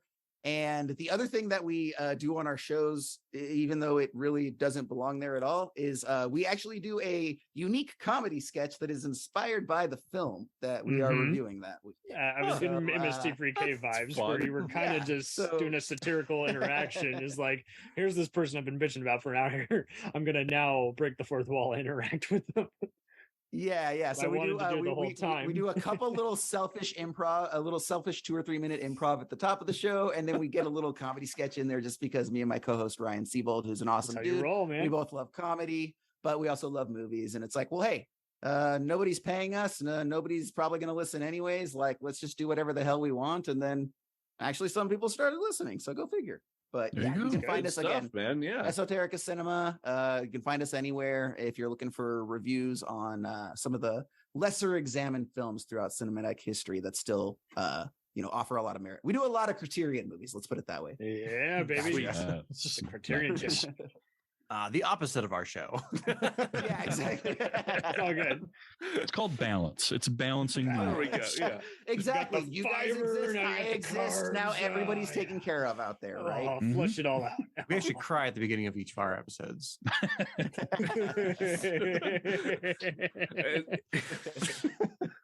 Oh, you guys. Love y'all. Okay, so Travis. Yeah, so I do a show called Wait You Haven't Seen, and it's just movie discussion. But Yes. I put punctuation in the title. It was terrible SEO.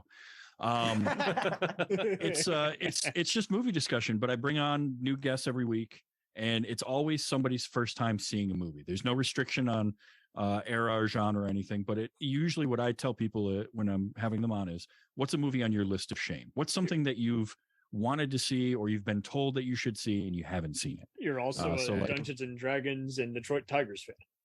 Yes. So like, putting that out there. That's awesome. I've seen stuff like, again, Sunset Boulevard was one that I'd never seen. What was the other?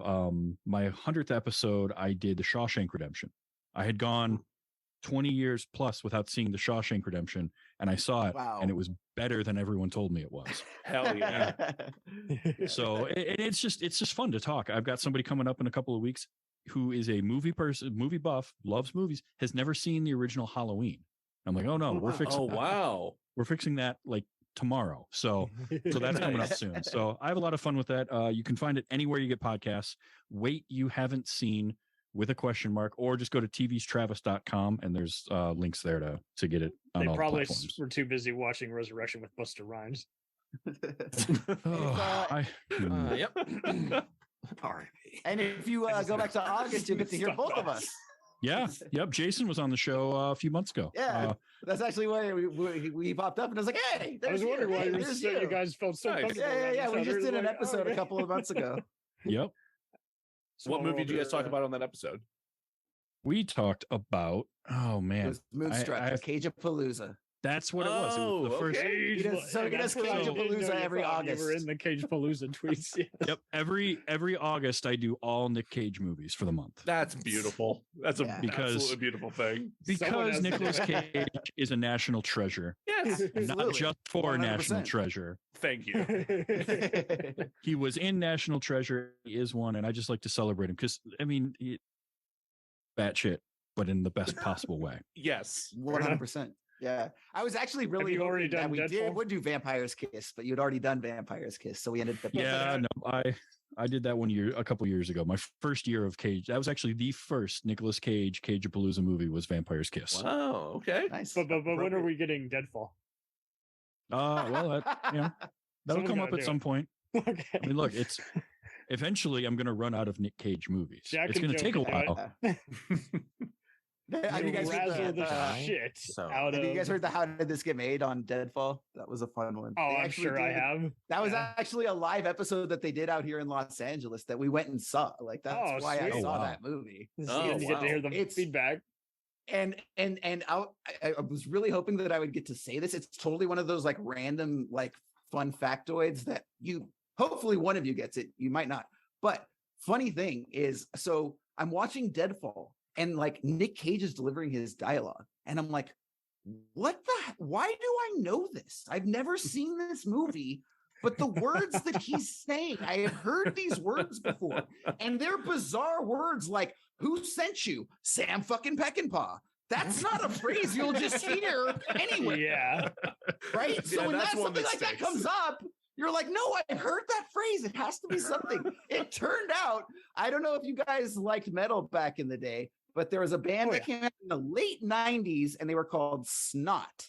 Okay. Oh, yeah. I've heard of Snot. They I've only not had actually listened one to it. album, and unfortunately, the lead singer died in a car crash, and Oh. the band dissolved. So, but there is a song Story on of my there. life. Much to my surprise, did not realize this was the inspiration. It's called Deadfall, and the entire song is them is basically them singing the story of Deadfall while Outstanding. working in some of the more insane dialogue. Those are in the like, kinds of chorus movies they and go verse. for. They get all So, these if cult movies anybody- to sample. Has either seen the movie Deadfall but is not familiar with this band Snot, or as was the case with me, knows the band Snot but does not know that there's a movie that exists called Deadfall that is the inspiration for one of their songs on that album, you're welcome. Beautiful. Nice. It Downfall. makes so much Definitely check more this out later. sense. And it was kind of the room of its day. It's just it kind of just played at like one theater and went straight to video in the other rest of the states. So it is kind of Yeah. funny how half these movies are being rediscovered just because people have just stared it down at the video store aisle before saying pass, and then now everything's on streaming. So good luck avoiding it. You're going to find it one way or the other now. It'll get out there. Yeah, it's not just I flipped to the wrong channel and saw the last 30 minutes and said I want my time back. Now it's and I think our culture's just changed so much. Is like we're encountering all kinds of movies that we otherwise would never see, but now we're at a different time in our lives, and it's like now our expectations are different. Now our idea of entertainment's different, such as the bad movies Jack and Joe discuss on DeRazzled. What are we calling? You're promoting your show. Tell them what our show does. Oh, I figured viewers don't want to hear us at the 2-hour mark now, and me. So we're called DeRazzled, and we take award-winning worst films and fix them, kinda, sorta. Usually, sometimes. You did a good job. You did a good job. We kind of split our Just do episodes it. between. Okay. I'm giving you encouragement. It's not an encouragement. Sorry. We pick movies that have won a Razzie or were nominated for Razzie. We figure out like what happened, And what then went determine wrong. why it's bullshit. And then we try to rewrite it. But we also sometimes check out movies that were stuck in development hell. That's something we've started doing this season. Yes, digging into Yes. development hell and trying to figure out like where a production really went wrong, or why it got stuck in that place for so long. This We is the best recently they could did come up with. we just did a 2-parter on Superman Lives that was God. quite fun. That was- And we also before that did the $6 Million Man, which was I learned so one way much to from dig that. into I it. had no idea that this Steven D'Souza, the writer of Die Hard, who had worked on the Yeah. show, came up with like the best script, and still it wasn't enough. And you're like, fuck me, man. It's wild. The number of people that were involved in that, and were specifically had ties to the original show that were involved in various stages of that, and it still didn't come together. Dying, and then you're just like, "Jeez, this movie's not going to be made." And then Marky Mark wants to do it, and then he passes on. Fucking Mark Wahlberg. The fact that we were 2 episodes into the development, you talk about Marky Mark so much. It's not something I ever wanted to happen, but here we go. I always love it. You guys remind me of the New World Pictures podcast, where half the time you'll kind of try to convince each other, then you'll just kind of dryly reply, "No." Buzz off. I'm your co-host. I'm suffering with you. Don't encourage more suffering. also find us everywhere.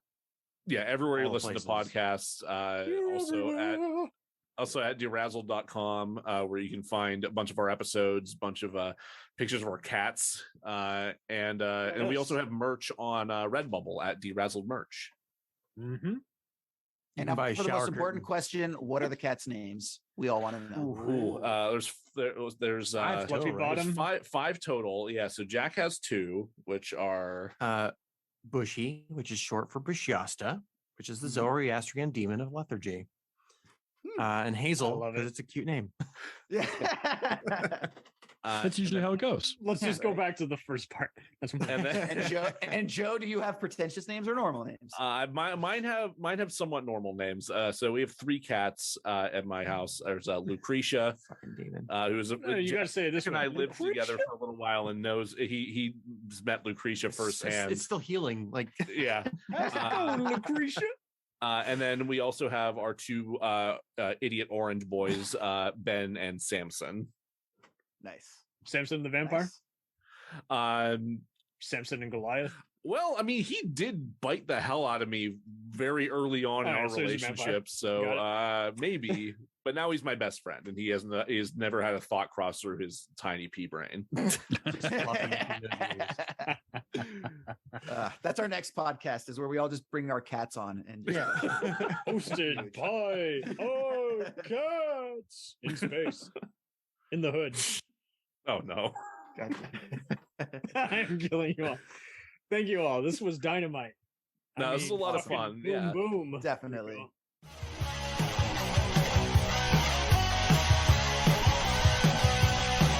Follow us on the web on Facebook, Twitter, and Instagram. The podcast is available on Podbean, Spotify, iHeartRadio, Anchor, Apple, and anywhere else podcasts are available. Feel free to review our show and leave comments on any of those sites. Thanks a million for listening. It's a Jack